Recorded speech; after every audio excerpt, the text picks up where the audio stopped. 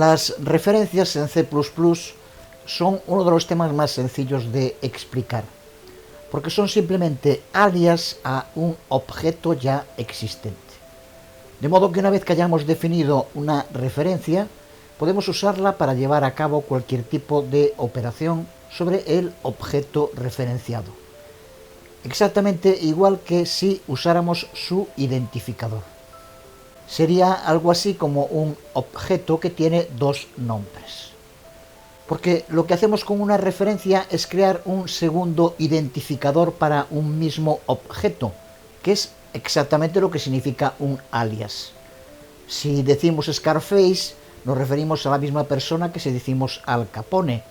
Si decimos el Greco, la misma que Domenico Theotokopoulos.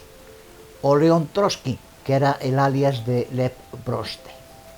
Esto significa que podemos usar la referencia, el alias o el nombre original, el identificador, con exactamente los mismos resultados.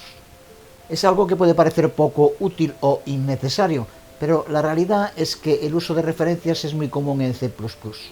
Tanto referencias a objetos como incluso también a funciones, aunque estas últimas se usen menos. En el C++ clásico existía un solo tipo de referencias, pero enlazando con el tema del anterior vídeo tutorial, a partir del nacimiento del C++ moderno, con C++ 11, se diferencian dos tipos de referencias: las referencias L-value y las referencias R-value. Esta diferenciación, al igual que la aparición de varias categorías de valor que mencionamos también en el vídeo tutorial anterior, tiene que ver con la introducción en C++ moderno de las Move Semantics o semánticas de movimiento, que dan respuesta a uno de los principales desafíos para la mejora del rendimiento de los programas. ¿Qué es mejor, transferir los recursos o copiarlos? Es un tema con una gran repercusión en el modo en el que debemos escribir código, pero al igual que las categorías de valor GL-value, PR-value y X-value, no tiene sentido fuera de la explicación de ese dilema copiar versus mover y las semánticas de movimiento.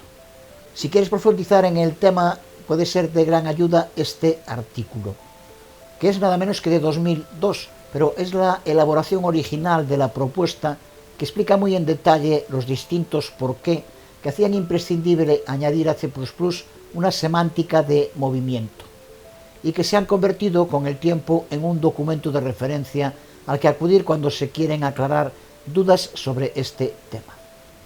Pero de momento nos llega con saber que en la actualidad C++ incluye dos tipos de referencias: las referencias L-value y las referencias R-value. Y que las referencias L-value son exactamente las referencias tal como existían en el C++ clásico. Así que, muy propio para este tema, podríamos decir que referencia L-value es un alias para referencia, ya que nos referimos a lo mismo, pero sin olvidar que en la actualidad existen en C++ moderno otro tipo de referencias, las R-value, lo que hace imprescindible diferenciarlas para evitar confusiones. Pero en el resto de este tema, cuando usemos referencias, ya sabemos que es un alias de referencias L-value. Así que vamos allá.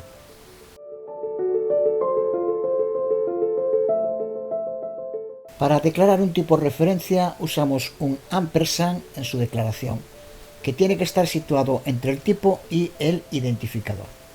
El uso más común para las referencias es para crear lo que se denominan referencias de variable, que actúan como alias para una variable ya existente, que, como sabemos del vídeo tutorial anterior, las variables siempre son L-value. Para crear una referencia de variable, primero tiene que existir ya esa variable y posteriormente definimos una referencia de variable y la inicializamos con el identificador de la variable de la que se va a convertir en su alias. Esa variable se denomina a veces también la variable referenciada. En este código, aplicando el tipo int ampersand, definimos ref como una referencia a un int, que luego inicializamos con la expresión L-value x.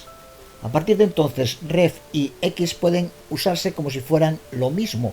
Por eso este programa imprime dos veces 3.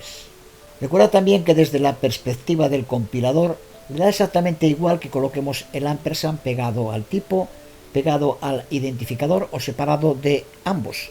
Se trata de una cuestión de estilo, pero la mejor práctica entre los programadores de C++ moderno es pegar el ampersand siempre al tipo, igual que con el asterisco en los punteros, con lo que además queda más claro que la referencia es parte de la información del tipo, no del identificador.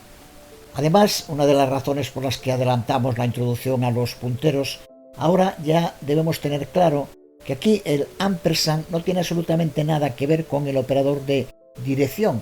Aquí lo que significa es que es una referencia a una variable. En este primer ejemplo vemos cómo podemos usar una referencia para leer el valor del objeto referenciado.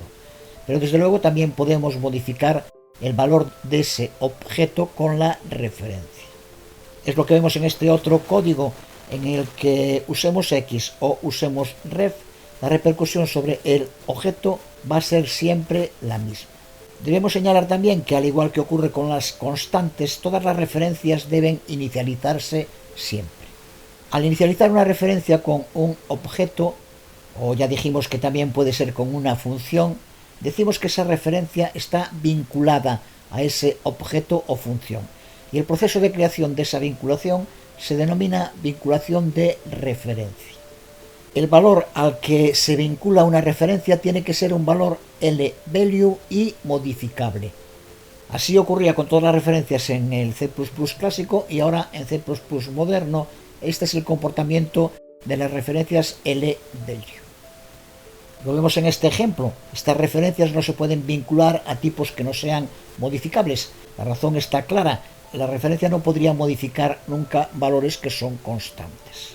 Así que las referencias tienen que ser siempre a no constantes.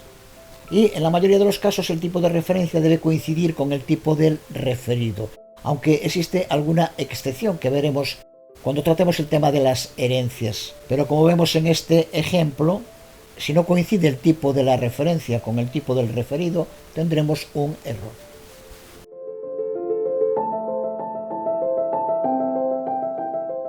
Veamos ahora algunas características propias de las referencias.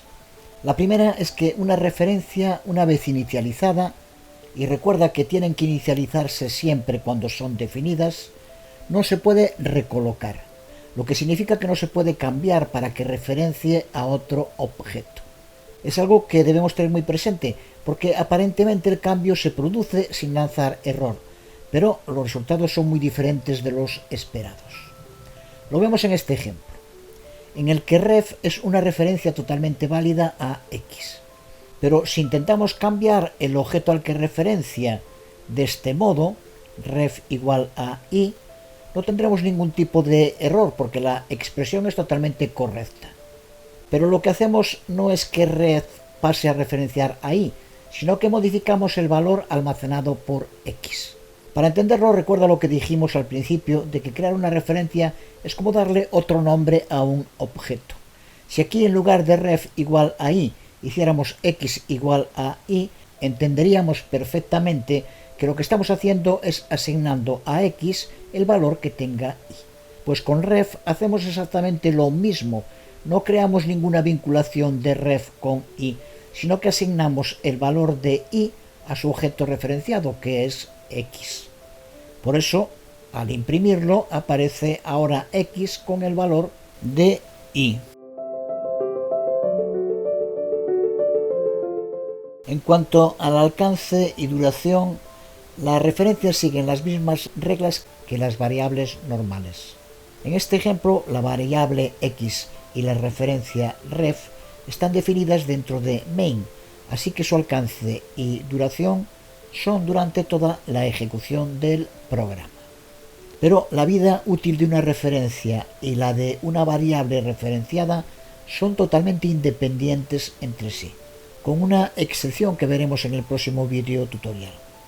Pero en el resto de los casos, tanto una referencia puede destruirse antes que el objeto referenciado, como un objeto referenciado puede destruirse antes que la referencia, aunque las consecuencias de estas dos acciones sean diferentes. Si se destruye la referencia, el referente no se ve afectado en nada, solo deja de tener dos nombres. Lo vemos en este ejemplo, en el que la variable x está definida en main, pero su referencia ref lo está dentro de un bloque de código. Dentro de ese bloque cambiamos el valor de ref, con lo que ya sabemos cambia también el de x. Cuando finaliza este bloque de código, ref deja de existir, pero x se mantiene sin ninguna modificación. Como vemos al imprimirlo, mantiene el nuevo valor de 7 que se le asignó dentro del bloque, aunque ref ya no exista. Pero si lo que se destruye primero es el referente, el objeto referenciado, la referencia pasa a referenciar un objeto que ya no existe. Estas referencias se llaman referencias colgantes, y si intentamos acceder a ellas, conducen a un comportamiento indefinido. No es algo que se produzca tan a menudo como ocurre con los punteros colgantes, pero veremos pronto un ejemplo al profundizar en las diferencias entre pasar por valor y pasar por referencia.